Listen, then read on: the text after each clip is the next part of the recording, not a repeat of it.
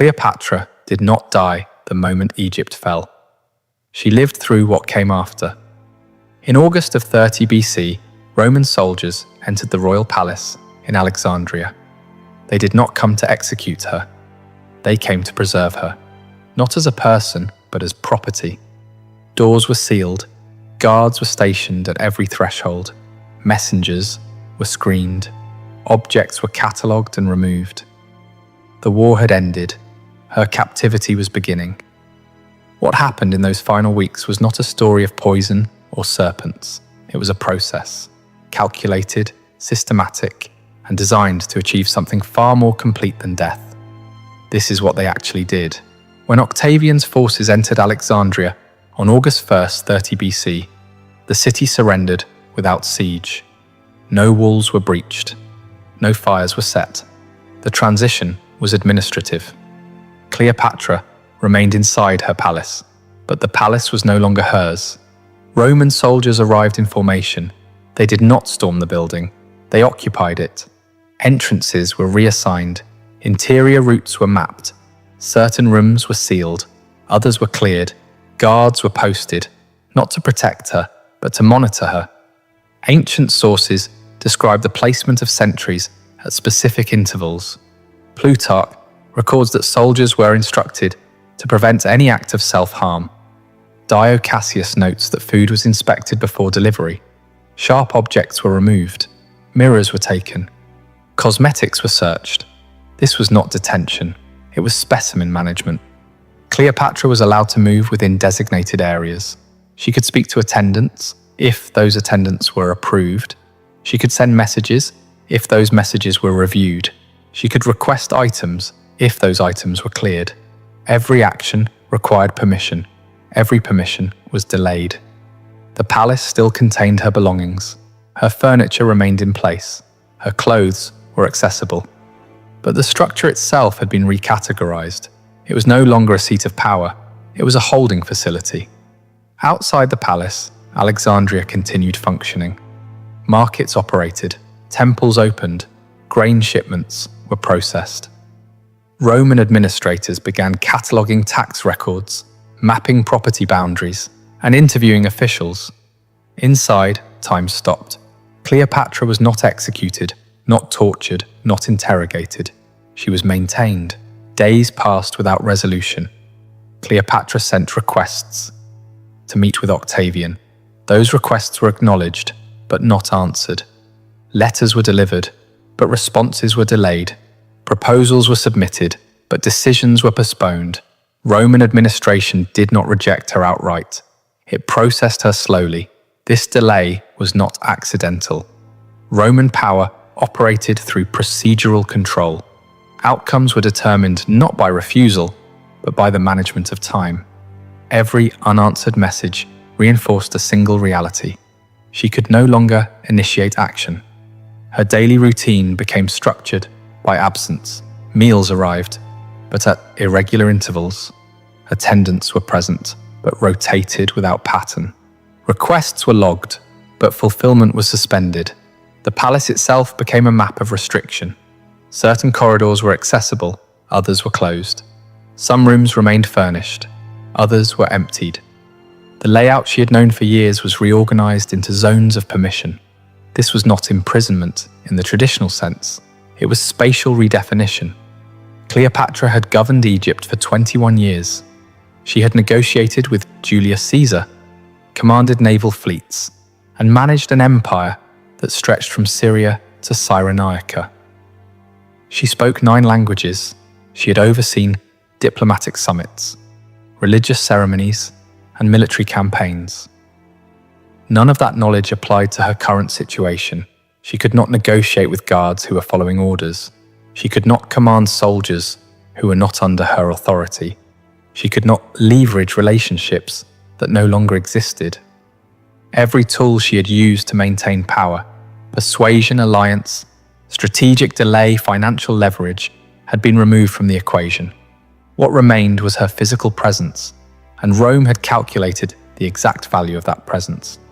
While Cleopatra remained under guard, Rome was already rewriting her identity. This process had begun years earlier. After the Battle of Actium in 31 BC, Octavian's propaganda machine had systematically redefined Cleopatra in Roman consciousness. Official documents avoided her royal titles. Public speeches described her not as a monarch, but as a foreign influence.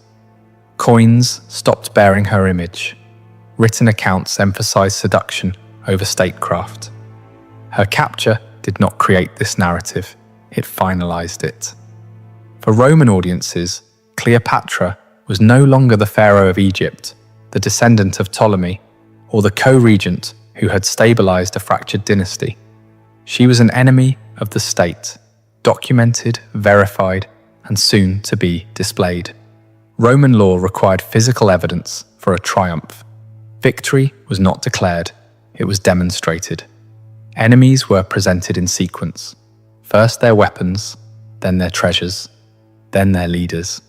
Cleopatra was being preserved for that sequence, but the process required more than her survival. It required her transformation from ruler to exhibit. This transformation happened through language. Roman officials stopped addressing her by title. Messages referred to her as the Egyptian or the woman. Diplomatic protocols that had once governed interactions with foreign monarchs were replaced with instructions for handling captives. Her authority was not stripped, it was reclassified. Inside the palace, this reclassification had physical consequences. Items associated with royal function were removed first, seals were confiscated, ceremonial objects were catalogued, official correspondence was collected, anything that indicated administrative power was separated from her quarters. What remained were personal effects, but even these were sorted. Jewelry was inventoried, cosmetics were examined, clothing was inspected. The distinction between personal property and state assets was being determined by Roman assessors. Cleopatra was present during this process. She could observe the categorization of her own belongings, but she could not contest it. On August 3rd, 30 BC, 2 days after the occupation began, Cleopatra was granted an audience with Octavian. This was not a negotiation, it was an inspection. The meeting took place inside her own palace, but the room had been cleared by Roman soldiers. Guards stood at every entrance. The furniture had been rearranged. The space she had controlled for 2 decades was now configured for Roman purposes. Octavian entered with scribes, not advisors, scribes. The meeting was being documented. Ancient sources provide fragments of what was discussed. Cleopatra reportedly attempted to justify her alliance with Mark Antony.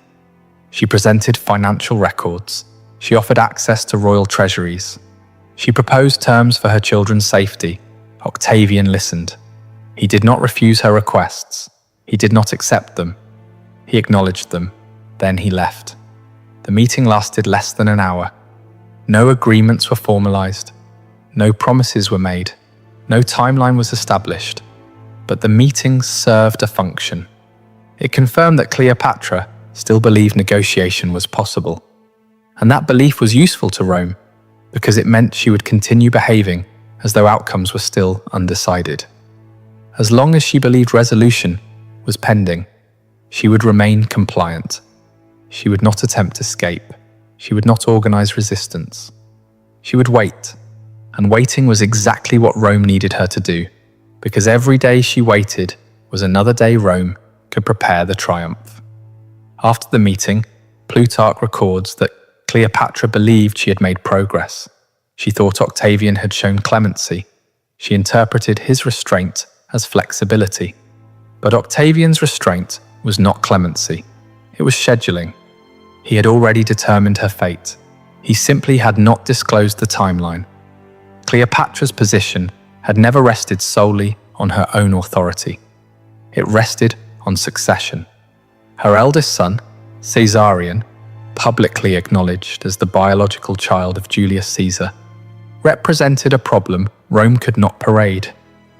His existence complicated Octavian's narrative. If Julius Caesar had a legitimate heir, Octavian's claim to Caesar's legacy became disputable. A living son with royal and Roman lineage created a potential rallying point for opposition. Caesarion was 17 years old in 30 BC. He was sent away from Alexandria before the city fell, evacuated south toward the Red Sea with instructions to reach India if necessary. But he was recalled. Sources conflict on whether he returned voluntarily or was intercepted. What is certain, he was executed shortly after. The method is not recorded in detail. The decision was. Octavian's advisor Arius is quoted by Plutarch. Too many Caesars is not good. Caesarion was removed from the equation. The other children were not. Cleopatra had 3 younger children with Mark Antony: Alexander Helios, age 10, Cleopatra Selene, age 10, and Ptolemy Philadelphus, age 6. They were taken into Roman custody, alive, not as prisoners in the traditional sense. They were reassigned. Roman practice did not automatically execute the children of defeated enemies. It absorbed them. They were transported to Rome, placed in households, and raised under Roman supervision. Cleopatra Selene would later be married to Juba II, the Roman-appointed king of Mauritania. She would govern as queen, mint coins with her image, and produce heirs who would integrate into Roman imperial lineage. But that future was not presented to Cleopatra as reassurance. It was presented as removal. Her children would survive, but not as Egyptians, not as Ptolemies, not as heirs to her dynasty. They would continue as Roman assets. For Cleopatra, this clarified the terms of her situation. Rome did not need to kill her children to neutralize them. It only needed to relocate them. And once they were relocated, her leverage disappeared. She could not negotiate for their safety. They were already secure. She could not bargain for their release. They were already being processed. She could not protect their future, because that future was now being determined by Rome. This was not a threat, it was inventory redistribution. The separation happened gradually. First, the children were moved to different quarters within the palace. Then they were assigned Roman attendants. Then their daily schedules were restructured. Then they were taught Latin. Cleopatra was permitted to see them, but only at designated times. And those times became less frequent, not as punishment, as transition. The children were being prepared for transport. They needed to be detached from Egyptian identity before they could be integrated into Roman society. That detachment required the removal of maternal influence.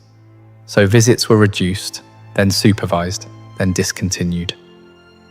By the time Cleopatra died, her children had already been relocated to a separate facility.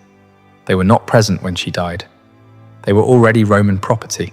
Octavian's intention was clear from the moment Alexandria fell. Cleopatra would be brought to Rome, alive, displayed, then archived. Roman triumphs followed strict procedural order. They were not celebrations, they were